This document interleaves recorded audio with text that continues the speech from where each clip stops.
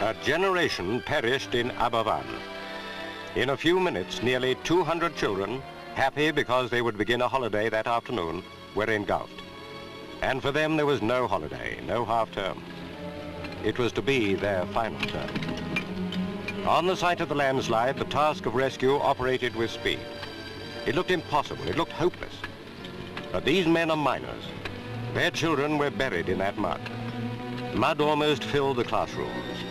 With shovels, if necessary, with bare hands, they pitted themselves against the uncounted tons of slimy filth, the waste product of coal mining. Perhaps their little sons and daughters might still be alive. The school lay in the direct path of the disintegrating man-made mud.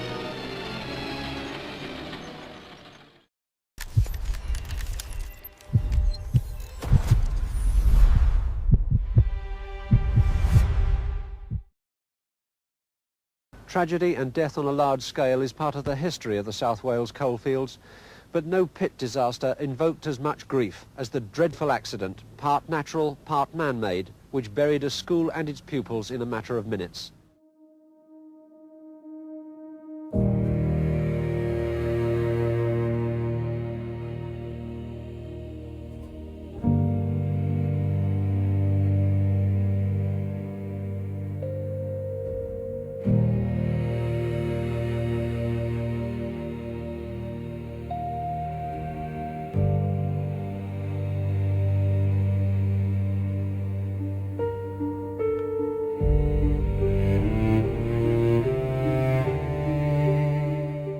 On the 21st of October in 1966 at about 9:15 in the morning, a coal-spoiled tip high in the hills above a small village called Aberfan in South Wales collapsed and engulfed Pantglas Junior School, as well as nearby houses. A tragedy that would take the lives of 116 children and 28 adults. It remains one of the worst mining-related disasters in British history. In a few minutes, nearly 200 children, happy because they would begin a holiday that afternoon, were engulfed. And for them there was no holiday, no half-term. It was to be their final term. On the site of the landslide, the task of rescue operated with speed. It looked impossible, it looked hopeless. But these men are miners. Their children were buried in that mud. Mud almost filled the classrooms. With shovels, if necessary, with bare hands, they pitted themselves against the uncounted tons of slimy filth, the waste product of coal mining. Perhaps their little sons and daughters might still be alive. The school lay in the direct path of the disintegrating man-made mud.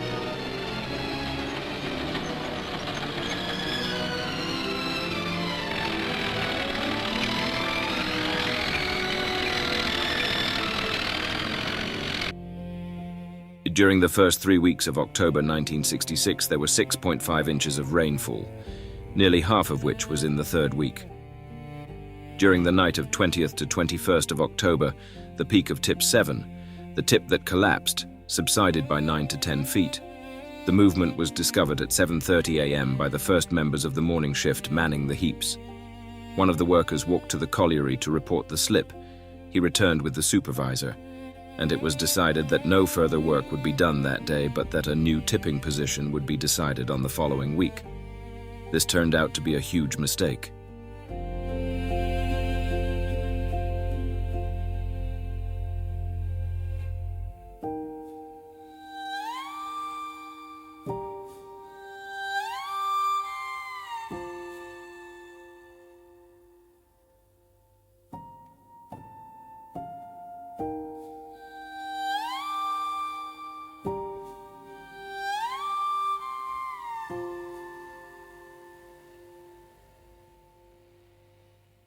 The local colliery had been dumping waste onto Mynydd Merthyr above the village of Aberfan for some time, but days of heavy rain in mid-October turned that waste into slurry. And on the morning of the 21st, a subsidence caused that slurry to come crashing down like an avalanche into the village. When the coal tip at Aberfan near Merthyr Tydfil slid forward, engulfing an infant school and a row of houses.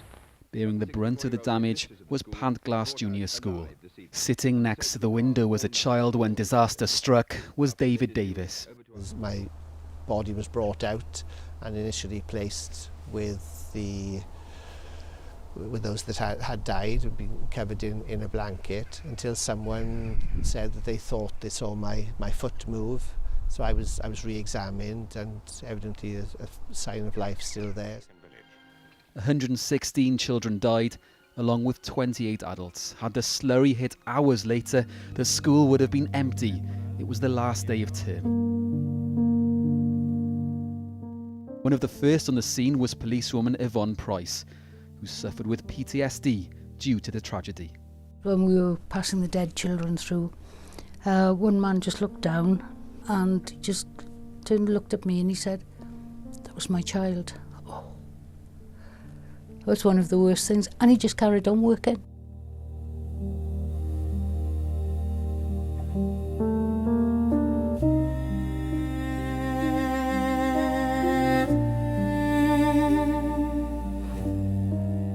The little ones were not to rest for an hour or two and then go out to play. It was their last rest of all. As though reproaching the cruel tip that had no mercy for their tender years, they were to lie within sight of it. Wreaths and posies that came from all over the world were laid in the form of a huge cross. It seemed to say that the ways of Providence are beyond the understanding of men and women. No use to ask, why had the children to die? On the threshold of life, life was taken from them.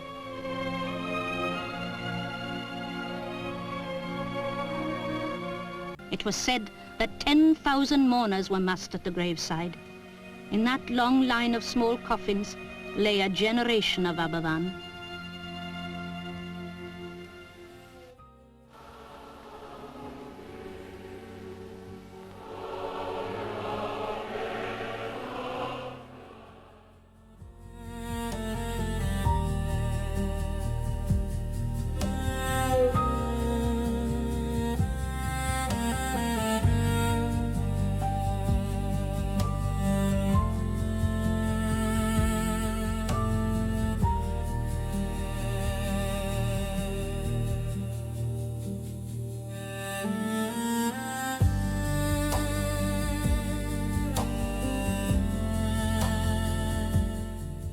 What you are looking at here is tip 7, having had water basically pumped through this tip because of an underwater spring.